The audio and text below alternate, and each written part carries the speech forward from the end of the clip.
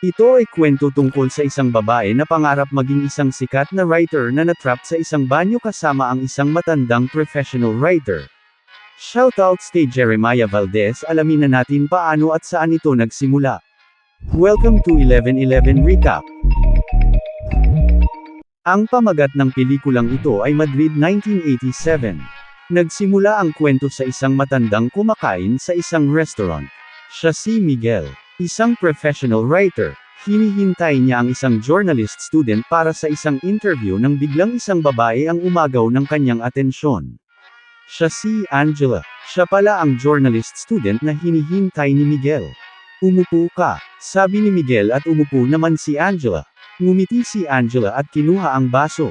Habang magkaharap na ang dalawa ay uminom si Angela ng soft drinks. Pagkatapos niyang uminom ay kinuha ni Miguel ang baso kung saan uminom si Angela. Nagkwento itong si Miguel na pinagbabawalan na siyang uminom ng soft drinks ng kanyang doktor, sigarilyo, kape at alak. Pero pinagsasabay-sabay niya pa rin ito upang kapag siya namatay ay alam na daw agad ang dahilan ng kanyang pagkamatay. Kinuha ni Angela ang isang article na kanyang sinulat upang ipakita ito kay Miguel. Si Miguel ay prangka na tao at sasabihin niya kung ano ang gusto niyang sabihin.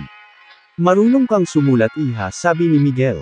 "Subalit bilang isang manunulat kailangan mong maging kakaiba sa karamihan dahil dito ka makikilala bilang ikaw. Umupo ka dito," sabi ni Miguel. "Ibabahagi ko sa iyo ang ilan kong nalalaman sa pagsusulat. Marami na akong naisulat na nobela, baka sakaling makakuha ka ng ilang tips dito." Maraming katanungan si Angela, na siya namang sinasagot ni Miguel. Tuloy ang kwentuhan nilang dalawa. Sobra ang pakikinig ni Angela kay Miguel. Titig na titig siya sa mga mata nito. "Kunin mo ang jacket ko. Tignan mo kung andyan ang susi ng bahay," tanong ni Miguel kay Angela. "Kung gusto mo, ituloy natin ang interview na ito sa bahay ng aking kaibigan.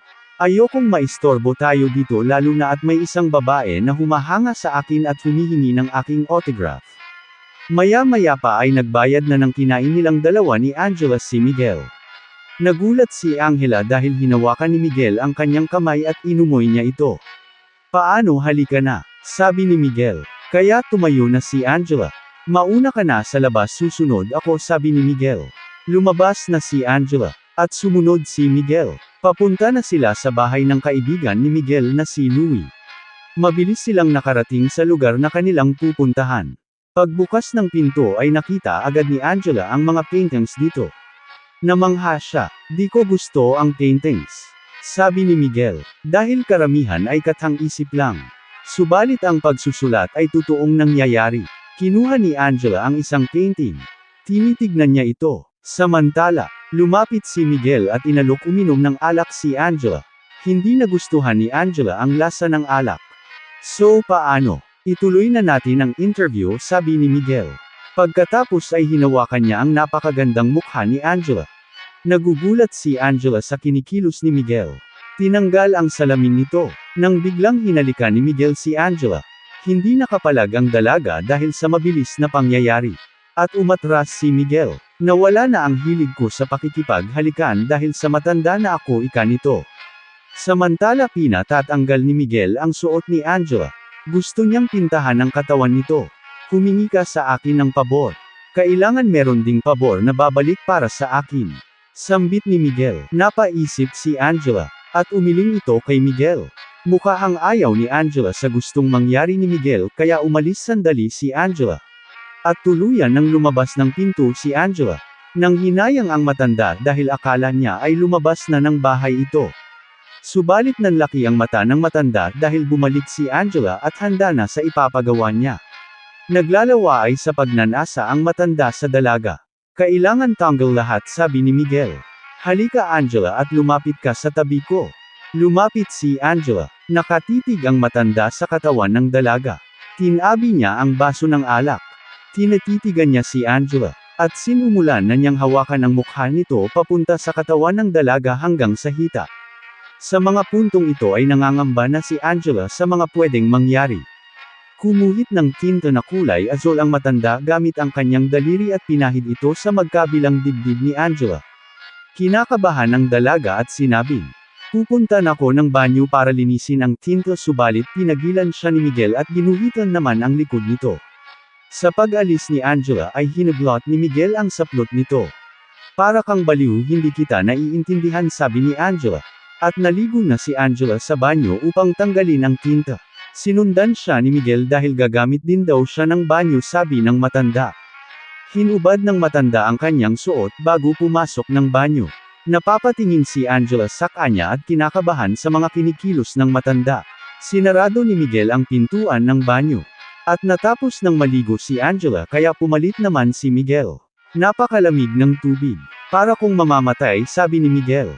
Nang bubuksan na ni Angela ang pinto ay hindi niya ito mabuksan. Lumapit sa kanya si Miguel. Sabay nilang binubulsan ang pintuan subalit kusa itong nakandado. Hindi talaga mabuksan ng dalawa ang pintuan. Kinakabahan na si Angela dahil ayaw niyang matrap kasama ng matanda sa loob. Kaya't kumuha si Miguel ng paintbrush upang gamitin sa pinto upang buksan ito. Subalit nabali lang ang stick ng paintbrush. Tinawanan siya ni Angela dahil dito. Meron bang nakakatuwa? Ika ni Miguel kay Angela. Na-trap na nga tayo tinatawanan mo pa ako. Kinakabahan na si Angela. Dumungaw siya sa bintana upang humingi ng tulong sa mga kapitbahay. Subalit wala namang sumasagot. Samantala, kinuha ni Miguel ang upuan. Dumungaw din ito sa bintana upang sumigaw at humingi ng tulong. May tao ba dyan? Tulungan nyo kami na-trap kami sa banyo. Subalit wala ring sumasagot ni isang kapitbahay. Hindi ka ba natatakot na pwede tayong maiskandalo kapag nalamang sabay tayong natrap sa banyo? 2 araw pa naman mawawala si Louie kaya posibleng 2 araw din tayo dito sabi ni Miguel kay Angela. At tumayo si Miguel. Sinubukan niyang buksan uli ang pinto subalit ayaw talaga nitong mabuksan. Muling dumungaw sa bintana si Angela. Tulong! Tulong sigaw nito. Habang nakadungaw ito ay sobrang naglalawaay ang matanda sa katawan ng dalaga. Kaya't tumayo ito at lumapit kay Angela. Hinawakan niya ang katawan ng dalaga. Umatras si Angela at pumalag sa gusto ng matanda. Papayag ka ba na walang mangyayari sa atin? Sambit ni Miguel kay Angela. Dali-daling pinuntahan ni Angela muli ang pinto upang buksan ito. Subalit ayaw talaga nitong mabuksan. Wala na tayong magagawa kundi ang mag-antay kay Louie ika ng matanda. Na siya namang itinangamba ng sobra ng dalaga. Dumungaw muli si Angela upang humingi ng tulong. Nakatingin na naman ang matanda sa katawan nito. Subalit wala pa ring sumasagot. Tumayo ang matanda sa bathtub. Walang mangyayari sa kasisigaw mo. Umupo ka na lang at magkwentuhan tayo. Lumapit ito sa dalaga at sinabing maari ko bang gamitin ang inidoro para umihi. Napangiti dito si Angela. Hinawakan nito ang muka at braso ng dalaga. Titig na titig si Angela sa matanda.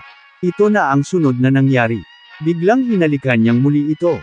Hindi pumapalag ang dalaga, at nakita niya sa mga mata nito na unti-unti nang bumibigay sa kanya si Angela. Naghiwalay sandali ang dalawa. Nagsalita si Miguel. Hindi naman importante ang katawan. Hindi naman importante ang pakikipagtalik ika nito kay Angela. Ako ay isa ng matanda na namamalimos ng pag-ibig. Ako yung tipo na wala nang magkakagusto kahit sino man. Pinatay bigla ni Angela ang ilaw. Hinawakan ni Angela ang katawan ng matanda. Hinubad ni Angela ang tuwalya at umupo sa harap ni Miguel. Hinubad nito ang salamin ni Miguel. At dito na nag-umpisa ang pagtatalik sa pagitan ng batang gustong maging sikat na manunulat at ng matandang patapos na sa profesyong ito. Sobrang sinulit ng dalawa ang mga oras habang sila ay nasa banyo. Muli sila ay nagkwentuhang dalawa. At dito sinabi ni Angela na ang kanyang ama ay nagtatrabaho sa isang military base. Nagulat dito si Miguel dahil maari daw siyang barilin ng ama ni Angela kapag nalaman ito. Nabanggit din niya ang pangalan ng kanyang ate. At ito ay kilala din ni Miguel. Nakasama niya ito sa ilang writing class noon. Sa puntong ito ay naiinis na si Angela at gusto na talaga niyang makalabas ng banyo. Subalit wala ring magawa itong si Miguel. Muling dumungaw si Angela upang humingi ng tulong. Pero kahit anong gawin niya ay walang sumasagot. Umupo si Angela at di na alam ang gagawin. Gumawa ng paraan si Miguel upang hindi malungkot ang dalaga at maaliw ito. Kinuha niya ang isang parihabang sukat ng frame na nakita niya sa banyo. Sinabi niya na may ikukwento ako sa iyo Angela. Isipin mo na ang frame na parihabang iyon ang magsisilbing visual nating dalawa. Sa umpisa ay medyo hindi pa ito nagugustuhan ni Angela. Ginamit ni Miguel ang kanyang karanasan sa kanyang mga isinulat na nobela. Nagkwento siya ng isang istorya tungkol sa mag-asawang nagtalik sa isang gubat bago umuwi sa kanilang tinitirahan hanggang sa lumalim pa ang kwento ng matanda kay Angela. Nakuha ni Miguel ang atensyon ng dalaga at mukhang nawala na ang lungkot nito dahil sa kanilang pagkakakulong sa banyo. Dalang-dala si Angela ng istorya ni Miguel. Animoy may napapanood talaga silang mga imahe sa frame. Gustong-gusto talagang maging sikat na manunulat ni Angela kaya nakukuha niya ang gustong iparating ni Miguel sa kinukwento nito. Lalong tumatagal ay nagugustuhan na ni Angela ang nangyayari. Napapangiti siya sa istorya ng kwento ni Miguel dahil nakikita niya ito sa kanyang imahinasyon. Masaya si Angela sa kanyang pinakikinggan. Umihi sandali si Angela habang nakatingin kay Miguel. At muli itong bumalik sa bathtub upang makinig muli sa kwento ni Miguel. Kuhang-kuha na ng matanda ang loob ng dalaga sa pamamagitan ng kanyang kinukwento. Nang biglang, may ingay galing sa labas at mukhang may tao. Dumungaw si Miguel sa bintana. Sumigaw ito upang humingi ng tulong. At isang lalaki ang sumagot. Sabi ng lalaki ay tutulungan ko kayong makalabas kung babayaran mo ako. Pumayag naman dito si Miguel upang tuluyan na silang makalabas ni Angela. Bakas sa mukha ni Angela ang lungkot dahil gusto pa niyang makinig sa kwento ni Miguel. Inayos na niya ang kanyang sarili dahil nga sa malapit na silang lumabas ng banyo. Maya-maya pa ay dumating na ang may-ari ng apartment upang buksan ang pintuan. Nagulat ito dahil parehong walang saplot ang matanda at ang dalaga. Nagpaalam si Miguel sa dalaga at sinabing hanggang sa muli. Samantala, binuksan ni Miguel ang isang animoy na iwan na aklat at nabasa niya ang isang sulat na may pinamagatang Tomorrow. At dito na natatapos ang kwento. Sana ay nag-enjoy kayo. Malaya kayong mag-comment kung ano ang saloobin niyo sa inyong napanood. Hanggang sa muli, maraming salamat po. Paalam.